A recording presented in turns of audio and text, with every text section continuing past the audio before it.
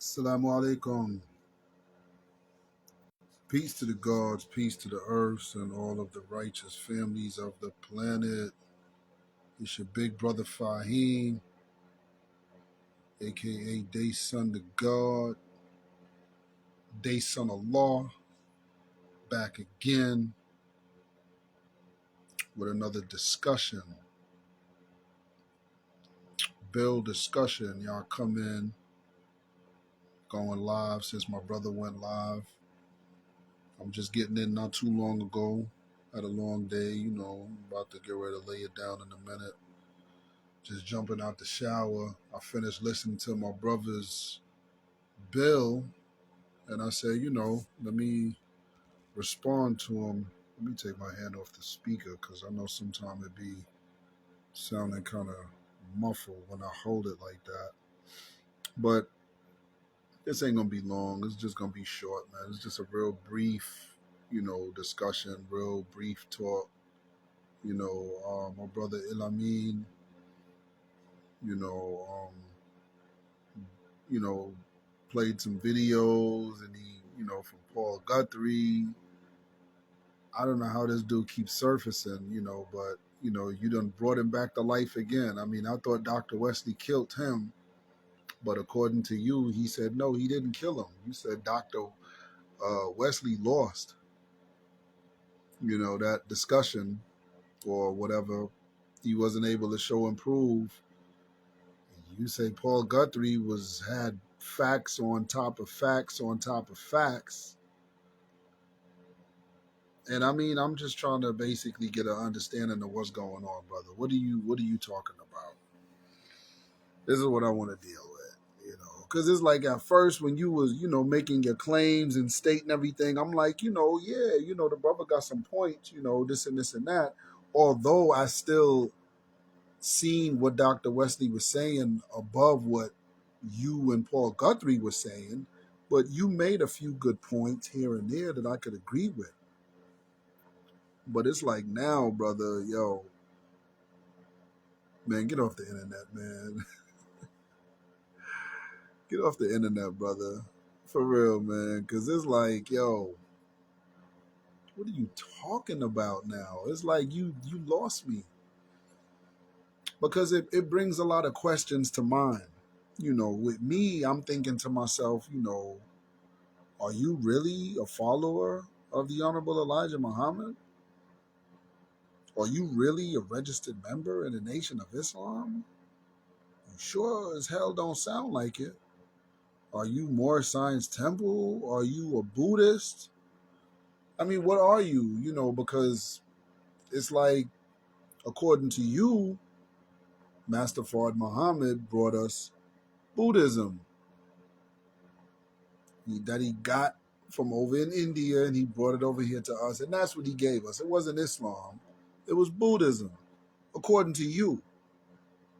But we know that Islam has no beginning nor ending. So any spiritual teaching that we go around the planet and encounter, it belongs to us. It's our teaching. We were hit in the head, lost the knowledge of ourselves, but it was written that when we awaken from our slumber, from our death, when we rise or raise back to life again, we would go around the earth and we would retrieve what originally belonged to us. And this is all high sciences and spiritual esoteric teachings, brother. All of it belongs to me. I'm God. You God. There ain't no mystery God, brother. You say that Paul Guthrie has facts on top of facts on top of facts. Okay, let me explain to you why the real students of the Honorable Elijah Muhammad, why we say that Paul Guthrie is playing games, right? He's beating around the bush, if you will. Why is he doing that?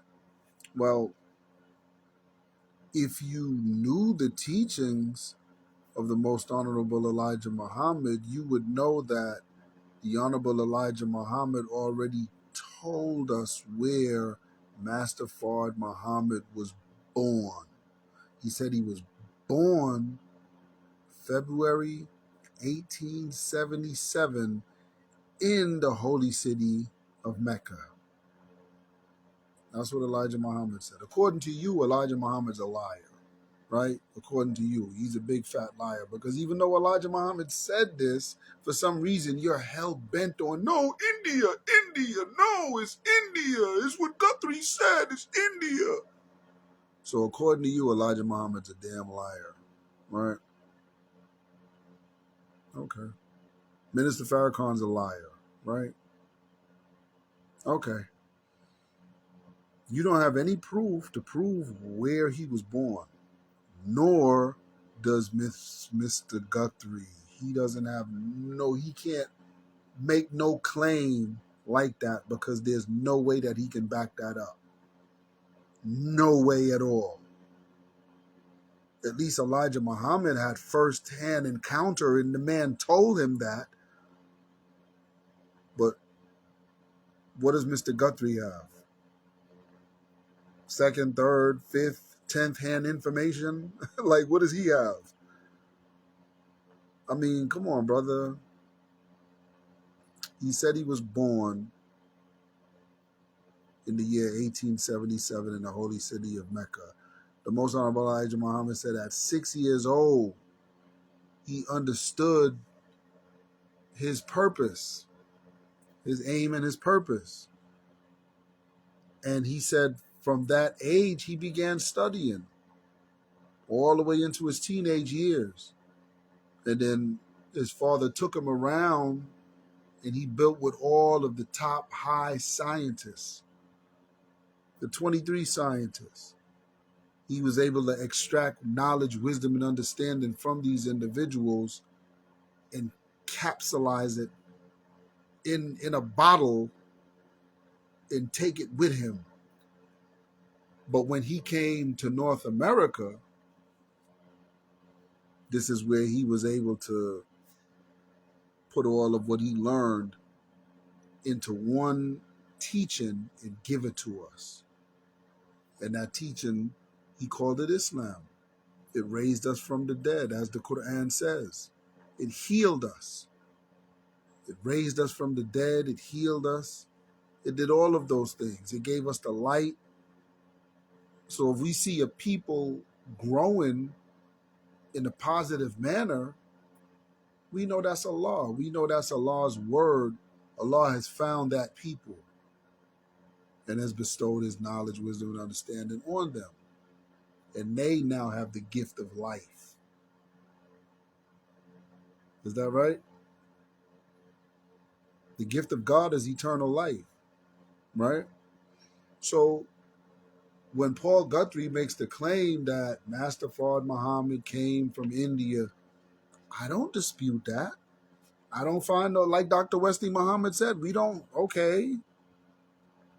What did he say that was wrong? He didn't say anything that was wrong. We agree with that. But he's sneaky. He's a sneaky snake, because he knows the 85%ers like yourself will hear that and take it to mean, oh, word, he was born there? Oh, wow. Oh, word. You jump right on board. The gravy train. He was not born there. He came through there. He passed through there. Master Fard Muhammad told him where he was born, and he told him about the places that he went, seeking and gaining knowledge, wisdom, and understanding. And the Most Honorable Elijah Muhammad said one of the places that Master Fard Muhammad spoke highly of was in India. Places like India, Pakistan, where he met, the Ahmadiyya community, the Ahmadiyya Anjuman Ishat Islamic community. with their founder or leader, uh, Hazrat Mirza Ghulam Ahmed, right? Now, they looked at Mirza, Mirza Ghulam Ahmed as the Mahdi, you know, most of his followers. And they teach a God and man concept. They don't teach about no spooky God and, so Master Fard Muhammad, studied with them. There's other groups as well. There's a Sufi group, the Ghulat community or the Ghulat Ummah. He studied with them. And there's the Tijani order over in West Africa, which is a Sufi Muslim order that he also extracted wisdom, knowledge, wisdom, and understanding from. But the Ahmadiyya community with Mirza Ghulam Ahmed, he gained a substantial amount of information from them that he was able to use and bring back to us. And one of the things that he brought back to us over here in the wilderness of North America from 1910 to 1930, he was back and forth. But one of the things that he was able to bring back with him was some of Mirza Ghulam Ahmed's translations. And one of his students, Mulana Muhammad Ali, one of his best students, Mulana Muhammad Ali, who learned recitation of the Qur'an 7 years old, 8 years old, But Mulana Muhammad Ali's translation of the Qur'an was the one that Master Fard Muhammad gave the Honorable Elijah Muhammad back in 1931 when he met the messenger, or when the messenger met him. He gave him an Arabic Qur'an, it was said at first, but the messenger couldn't read Arabic or pronounce any of the words.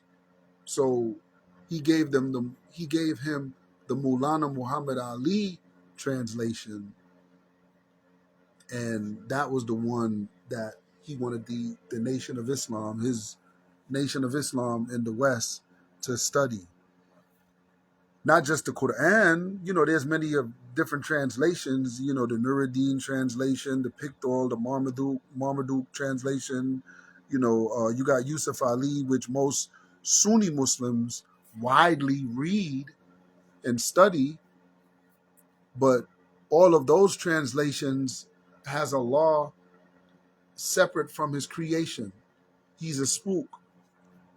So this is the reason why even when you look at the 40 hadiths of, like, say, Imam Nawawi versus Mulana Muhammad Ali translation of the 40 hadiths, you'll see in the hadiths, I believe it's the second hadith, where it talks about, a man came to the Prophet and asked him, teach me about Iman, teach me about Islam, teach me about, Ishan, teach me about, and he said after the Prophet answered the man and the man walked away, Prophet Muhammad looked at his Sahaba and he said, do you know who that man is? And they said, no, only Allah and his messenger knows best. He said, that was Jibril. He came to teach you your religion. I believe that's either the second or the third hadith in Imam Nawawi's 40 hadiths translation. I haven't read that it's been over a decade now. But when you look at Mulana Muhammad Ali's translation of that same hadith, the way he tells the story or breaks it down from the Arabic into the English, his translations, you can see more that it's not dealing with no spooky God concept. He comprehends all, you can't see him, but he sees all things. Or eyes can't comprehend him, but his eyes comprehend all things. Some of the breakdowns, I don't want to get too technical or too deep into that, but some of those breakdowns, when you read them, you can see one individual is more with a anthropomorphic God and man concept, and the other individual is a more spooky God concept, trying to bring the people back into religion and spookism. So, long story short, Master Fard Muhammad chose Mulana Muhammad Ali's translations of Qur'an and Hadith to give us in the Nation of Islam. I believe I had this conversation with Imam Bashir a while back when I was explaining that to him. You know, this was the reason why he gave us those books, which many brothers and sisters in the Nation of Islam should already know that. Those are the primary books that Master Fard Muhammad brought and gave to us to read and study to learn about Islam, right? So let's look at the names. You know, you talked about Fard, and Paul Guthrie said that it's not an Arabic name. First of all, Paul Guthrie doesn't even know Arabic. You listening to somebody who don't know Arabic, and then you don't know Arabic either, so you don't know whether he's right, wrong. You said Elijah Muhammad pronounced it the right way, but read it wrong or said it the wrong way when he read the Arabic. That's crazy to me that you would make an assertion like that. Brother, that's almost like me saying 2 plus 2 is 4, and then if you know by which means to count, you know 1, 2, 3, 4. See, I got 4, right?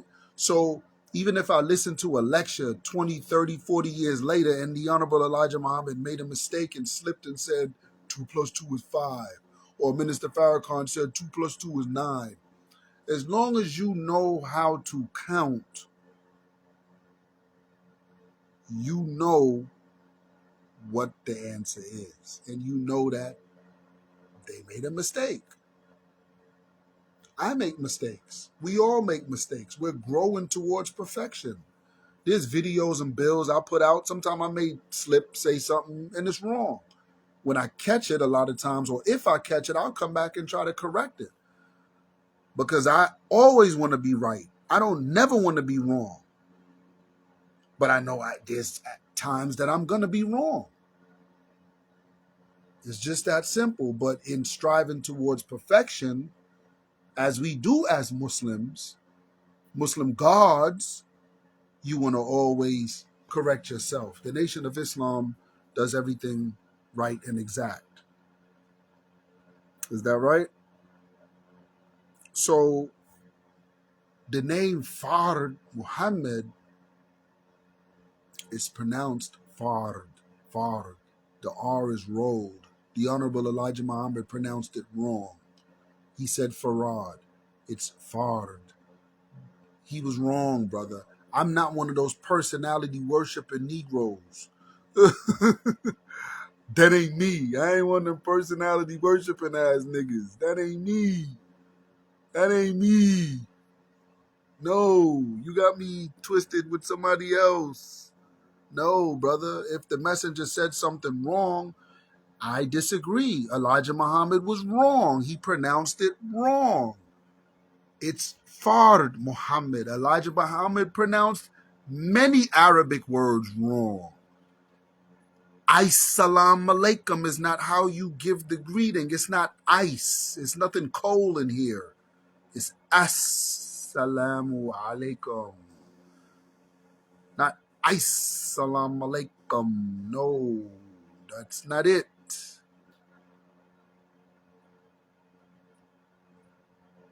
In Arabic, there's vowels. You pronounce your name wrong, brother. El Amin. El. It's ill. Ill. It's a kasra. It's ill.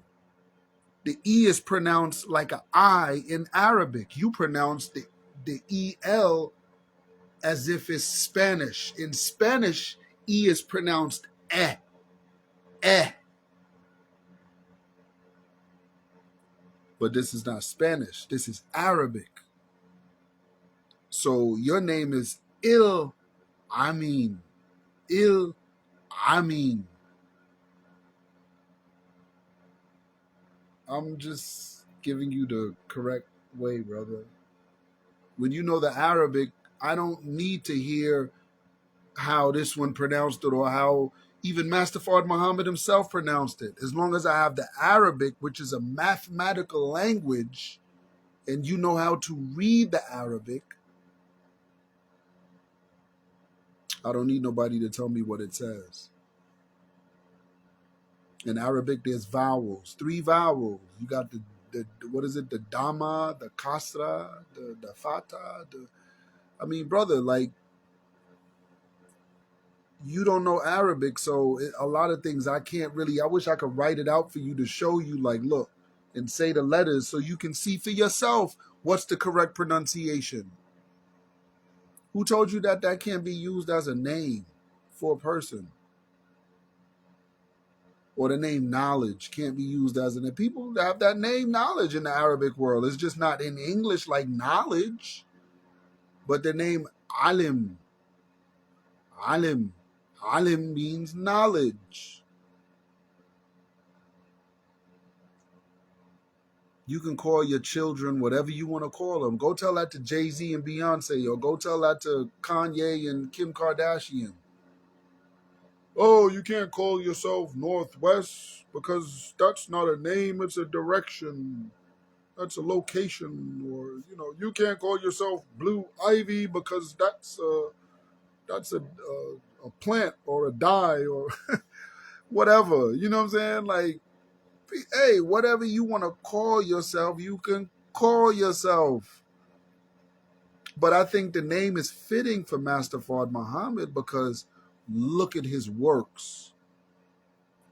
Wouldn't you not be obligated to follow someone who came and changed the paradigm of the black man and woman's thinking in the wilderness of North America and put fire under the beast by raising up a messenger from the dead, one who was dead in the slumber, raised him up to life and made him the most successful black man in America? Time magazine cover? I mean, come on. So he can pick whatever name he wants to pick for himself. To me, he's always Al Fard. That's just me. Master Fard Muhammad. That's the way you say his name. That's the correct way. Wallace, all of these other names were aliases. Yeah, it has British or Welsh, ethnicity to it or whatever. Yeah, we know that it's a European name, but it's an alias. He used aliases. He didn't want the beast to figure him out. So he had many aliases. He wrote the Honorable Elijah Muhammad many letters and different things using Wali, Wallace. His name was really Wali, which is an Arabic name. But you'd hear that name Wali, which means like the supporter or governor of a thing. You would hear that name in any country that's Arabic or Muslim people. So you'd hear that in Saudi Arabia, the name Wali or Fard. You'll hear that in Pakistan. You'll hear that in Senegal. You'll hear that in Malaysia. You'll hear that in Trinidad. I don't care where you go. Wherever there's Muslims, a Muslim population, there is no, they call themselves Farrakhan. Khan is a Pakistani name or what. People that talk like that don't know nothing about it, the culture of Islam. I know they don't. You don't have to tell me. I know you don't know nothing about Islam. You don't know nothing about Buddhism, nor do you know anything about Hinduism, brother. It's like Dr. Wesley Muhammad said to Lord Jamar and Radiga when he said, Paul Guthrie is mediocre. He's like baby knowledge, baby talk, baby language, baby scholarship, right? A childish understanding. He said to Rod Digger, he said, I could offer you a more better, a more substantial scholarship showing you the connections or the parallels between what Master Fard Muhammad taught us, Hinduism and Buddhism. More better than him. What Dr. Wesley was basically saying or telling brothers such as yourself is, yeah, if he had half the knowledge and scholarship that I had to piece together a body of work like what I would do, showing you how Master Fard connections to India and Pakistan and Urdu and all of these different languages and all of these different tribes and people, you would have, oh my God, you'd have rode him like the wild pony, like the you would have rode forever. Because with just a little piece of mediocre knowledge that Guthrie brings forth, you're just all over him. He's the top scholar in the world. You overlook Dr. Wesley's body of scholarship, which is just bugged out to me. This is a man that's a decorated scholar who's had debates, who done sat people down in debates. I remember, what was his name? Ray Hagan or whatever? He didn't even want to come out. Imagine a boxer go in the ring and he like, yeah, come on, knocking his gloves together like, come on, get in the ring. And you like, and you go back in the locker room. That's what Ray, he didn't want to debate Dr. Wesley. What is Dr. Wesley like, what, 10 for 10? Like, come on, bro. What is Paul Guthrie? Who has he ever debated? All I see him doing is running. Dr. Wesley said, show up. What you want me to say? Oh, we're going to fight, or oh, we're going to debate, or oh, we're going to... Brother, show up. So when you show up, it's like, yo, what we doing now? What's really good? What we doing here? Oh, we debating? Okay, come on, let's go. We whatever it is, I'm on what you want. Just show up. Once you show up, I'm on what you want. You heard what Dr. Wesley said. Why is that hard to comprehend? Where's Paul Guthrie? Why hasn't he showed up?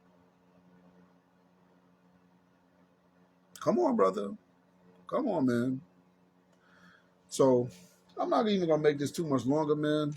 Like I said, it's so much stuff that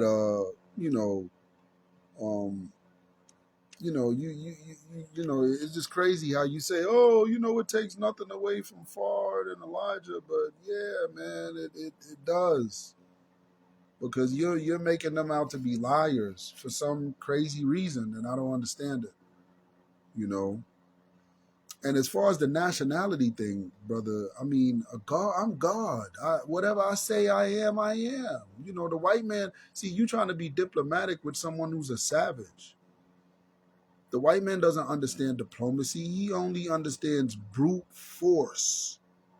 Like, if you don't make me do it, then I don't have to do it. Just that simple. I don't feel like whatever that treaty says, yeah, okay. You show him the treaty, he'll be like, oh, word, and tear it up in your face and throw it at you and be like, I don't feel like doing it today. Now what's the next step? What do you do now? What's the or else? So when we're in a position, or once I'm in a position to where I'm like, yo, black, white, whatever, I'm the Asiatic black God. I'm a black Muslim God. That's my race. That's my whatever. That's my nationality. Who don't like it, guess what? I'm whopping their head off with the scimitar, taking his head off. I'm the God. I could do that. So my religion or my nationality or whatever it is what I say it is. The white man don't respect no treaties and stuff like that, so guess what? I don't respect it either. But anyway, with that being said, family, I ain't going to be on here too long, man. I'm going to let my brother get to it, man. Let him go ahead on and big up Paul Guthrie some more with all of his baby information and games, But, brother, again, like I said, man, If you understood the Honorable Elijah Muhammad's teachings, I don't know who you follow or whatever, but if you understood the Honorable Elijah Muhammad's teachings, none of this would have you flipping over the bed, doing cartwheels and jumping and kicking like Paul Guthrie gave us something new. He didn't give us nothing. All he told us is what we've already been knowing. So just study the teachings, brother. That's all I can say, man. So with that being said, I'm about to lay it down. I leave the brotherhood as I came in the reading words of peace. We say it in the Arabic language. Assalamu alaikum wa rahmatullahi wa barakatuh. Peace to the gods, peace to the earths, and all of the righteous families of the planet. Peace.